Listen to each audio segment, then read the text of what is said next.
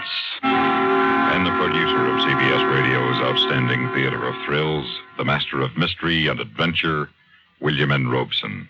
29 and a half hours ago, off San Pedro Light, 41 sleek ocean-going yachts crossed the starting line on the 21st Transpacific Honolulu race.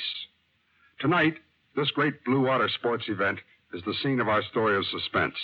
Written by Sam Pierce, a man who should know his subject, for he is not only the official news correspondent of the race, but a member of the crew of the schooner Queen Mab. To all the contenders of the Transpacific, our best wishes for good luck and good sailing, and our fervent hope that nothing happens to them as frightful as Mr. Pierce has imagined in his story. And now, Blood is Thicker, starring Mr. Everett Sloane. A tale well calculated to keep you in suspense.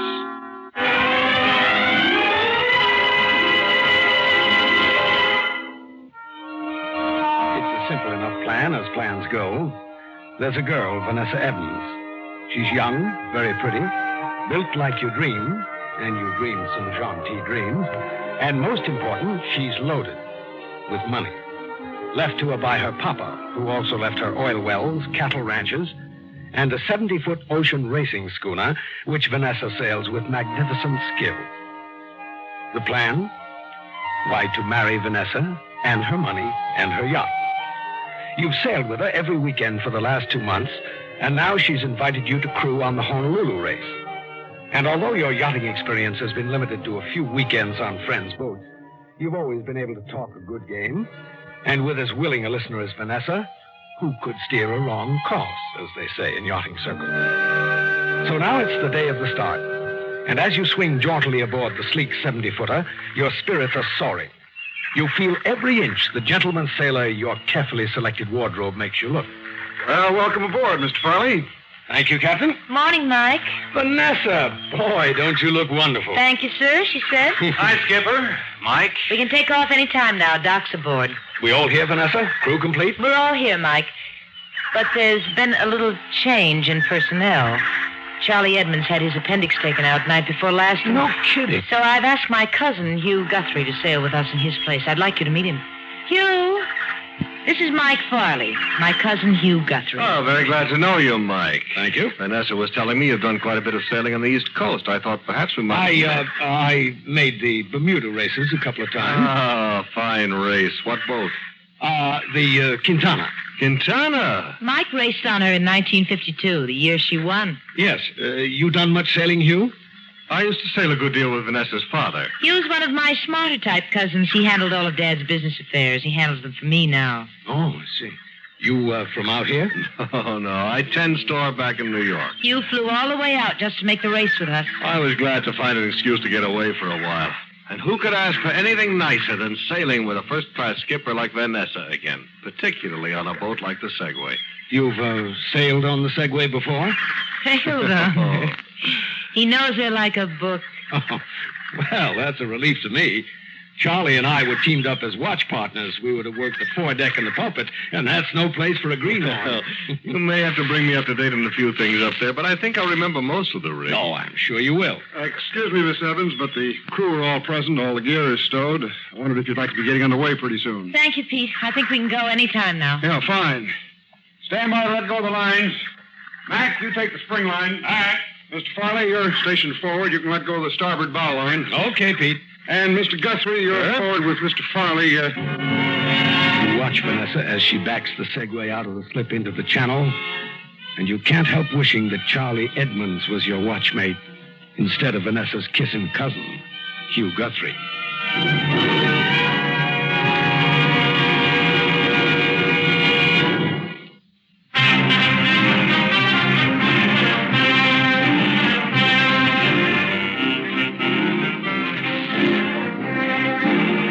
Outside the breakwater now, beating slowly to windward. The breeze is fresh, even in the lee of Point Furman, and your uneasiness about your plan and the complications Vanessa's cousin Hugh might present fade out in the anticipation of the most exciting of all moments, the starting.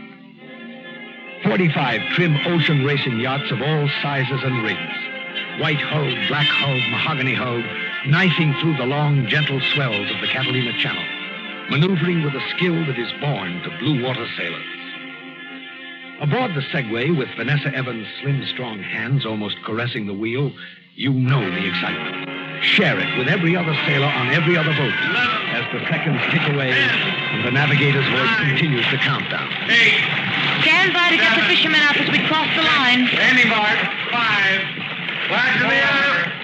3, 2. There's the gun. Up on the hill. Going up. All right, sheet her in. Coming in. Get her in fast. She's coming as fast as I can get her. Can you get the Jenny in any tighter, Pete? Keep the Jenny in. Aye. That's good. All right, make her fast.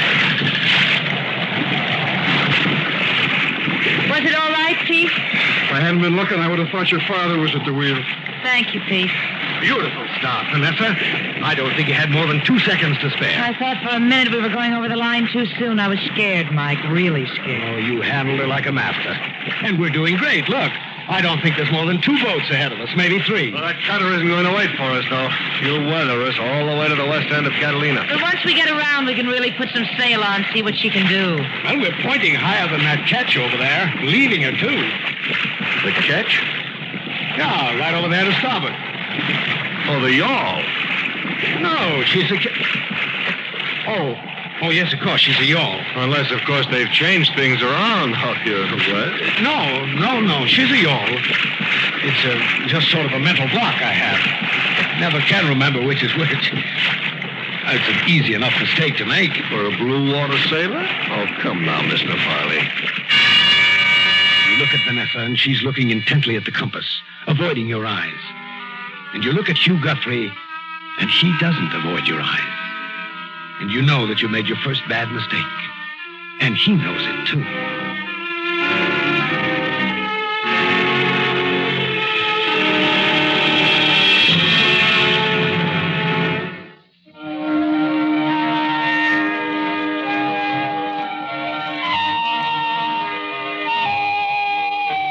You've been at sea for 3 days, and so far you haven't made any more mistakes.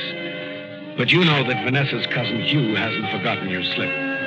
You know he's watching and waiting for you to make another one. And you're certain that next time he won't let it go. Not this boy. But there are moments aboard the Segway, rare but wonderful moments when you're alone with Vanessa out on the pulpit, a tiny fenced-in platform on the forward tip of the bowsprit, with nothing but the sound of the wind and the bow rail. She's beautiful from out here, isn't she, Mike? She's beautiful from anywhere, like her skipper. Mike, if I ask you something, will you get angry? Of course not, darling. I couldn't be angry with you. It's about you and Hugh. What about you and me?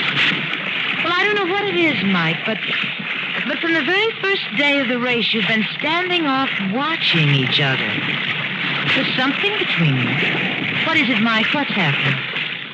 Well, as a matter of fact, Vanessa, I felt it too. Mike, you don't like him, do you? Well, I don't dislike it. I don't think he likes you, Mike. He's been pumping me about you, about your parents, where you were raised, what boats you've sailed on. Well, I'm flattered by his interest, but why is he so concerned with me? Because he's my guardian, Mike. Your guardian? Why, he's only a couple of years older than you are. I told you he was one of my smarter type cousins. Daddy liked him, wanted it that way. So, he controls your money.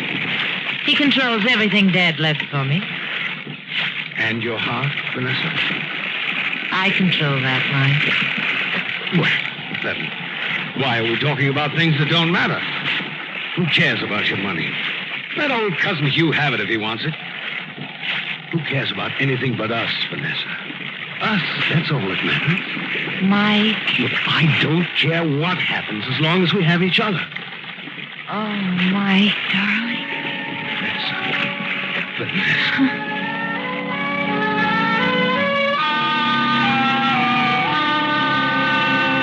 He's stay out on the pulpit after Vanessa leaves, and you try to digest this new and unpleasant piece of news. So Cousin Hugh is Vanessa's guardian, her legal guardian. And you think of what a little thing loused up your plan. Just poor old Charlie's appendix. And you begin to hate Charlie, to wish he were dead. Or, wait a minute. Why Charlie? Why not Cousin Hugh? You and he share the midnight to 4 a.m. watch out here on the pulpit every morning. Sailors have gone overboard before. Out here at night, in the dark. A quick push. An accident. An unfortunate, terrible accident.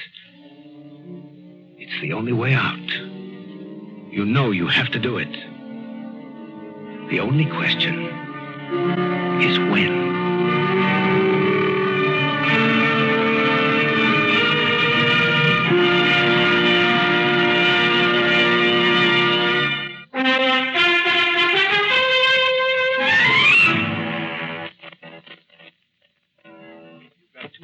Now, haven't you? One, to marry Vanessa, and two, to get rid of her legal beaver cousin Hugh. Work until the second is finished. But everything's got to be just right. The wind must be high enough and the sea rough enough, the night black enough. And 7 days out, midway between San Pedro and Honolulu, the right time comes. With the wind blowing 20 to 25 knots and the sea coming at you in long rolling swells, the tops blowing off, feathering into the night, the bow of the Segway seems like a giant bucking bronco, lifting high only to plunge back in, pulpit and all, down into the black, angry water. You and Hugh are wearing your flotation gear, small but efficient life jackets that inflate when you squeeze the handle of a CO2 bottle. But you know that Hugh will not stay afloat once he's over the side. You removed the little steel air bottle while Hugh was eating dinner, and in its place you inserted an empty one. And one thing more. You fixed the lifeline fastener on the pulpit so it's ready to be opened at the right time to provide a convenient exit for Cousin Hugh. A broken fastener on the lifeline, they'll say. An accident. An unfortunate accident. So now you're out here on the pulpit with Hugh and you're ready. But before you do anything, you have to know how much he knows about you. You have to. It's almost a compulsion. I had quite an interesting talk with Vanessa the other day. Is that so? Yes, we talked about a lot of things. Mostly about you. Really? She said she didn't think you liked me very much. I may have given her that impression. She said you'd been asking a lot of personal questions about me. That's right, I did ask some questions. Why? Because I don't believe a word you say. Just because I made a few small mistakes, like calling a yawl a catch? Oh, the business of the yawl really had very little to do with it. There were so many other things. For instance? Well, for instance, you're sailing as a crew member on the Quintana in the Bermuda race of 1952. It was the year you sailed on it, wasn't it? That's correct. Well, despite the amazingly factual quality of your story, you were not on the Quintana in 1952. You can prove that, of course. Quite simply. You're a good student, Farley. You've obviously done a lot of reading on ocean racing. But you made a mistake in the Quintana story, and a rather bad mistake. You mentioned the names of the crew, but you left out the name of Hugh Guthrie. If you sailed aboard her, how come you left that one name out? Because you weren't on the Quintana. Correction. I seem to have a knack for being a last-minute replacement. On this race, it was poor old Charlie Edmonds. On the Bermuda race of 1952, it was a lad by the name of Kirby Meston. He was on the Quintana. It was printed in the official crew list, yes, but he was not aboard. He broke his leg on the very morning of the start. And I, lucky Johnny on the spot, happened to be there to see an old friend off who happened to be the skipper of the Quintana. I replaced Kirby Meston. That's impossible. Farley, you're a bit of a liar. And I don't trust liars. Particularly when they're moving in on someone very dear to me. Vanessa. Oh, yes. So now it's ours. I thought you were awfully interested in your little cousin's future happiness. In fact, I warned Vanessa about you. You don't want me to marry her because you want her for yourself. All right, Polly, let's cut off the nonsense. You're a cheap phony, and I'm going to tell Vanessa the truth about you. You won't tell her anything because you're not going anywhere except over the side. I don't think so. You're going over now, right now. You're a phony, Mr. Polly. A phony. No! No! As you lunge for him, a giant wave smashes over the pulpit, burying you in tons of water. You grab for the lifeline as you start over, but the fastener you doctored carries away, and you feel a sharp, tearing pain as the hook-like end of it rips through your hand. And then you're alone in the water, watching the Segway as she rushes on into the night. You inflate your life vest, and it works. And then you see, off in the distance, the spreader and deck lights come on, and you hear the voices, hurried, frantic, as they get the sails down and try to bring the Segway around. And you know your plan is finished. But you're alive. And that's all that matters now. You're alive. And they're coming back to pick you up. And then there's something between you and the lights on the Segway. A triangular blue-gray fin, cruising slowly, almost indifferently, slicing through the black water a scant 10 feet away from you. And you suddenly remember the recent stories in all the newspapers of killer sharks and what they can do to a swimmer. And you lie very still. That's what they said to do. And you watch. And the fin cruises away. And you start to breathe again. And then it circles, seems to flutter in the water, and pick up speed. And you raise your hand in a futile gesture to ward it off, and you suddenly know you're not going to make it. Your hand, sliced to the bone from the hook on the lifeline, is bleeding. And you remember that sharks are attracted to blood. It's the thing that makes them attack. And you open your mouth to cry out. And the cry never comes. Because you're pulled down through the blue-black water. And something has you in a vise of razor-sharp teeth. And then you do scream. With the last breath you have. And no one hears you. Or ever will.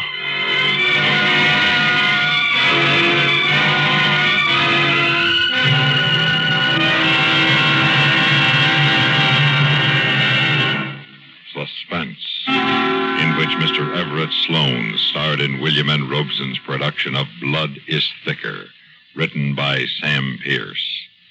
Supporting Mr. Everett Sloane in tonight's story were Kathy Lewis, Lawrence Dobkin, Bill Quinn, and Sam Pierce. Listen. Listen again next week when we return with Mr. John Lund, starring in Eyewitness, another tale well calculated to keep you in suspense.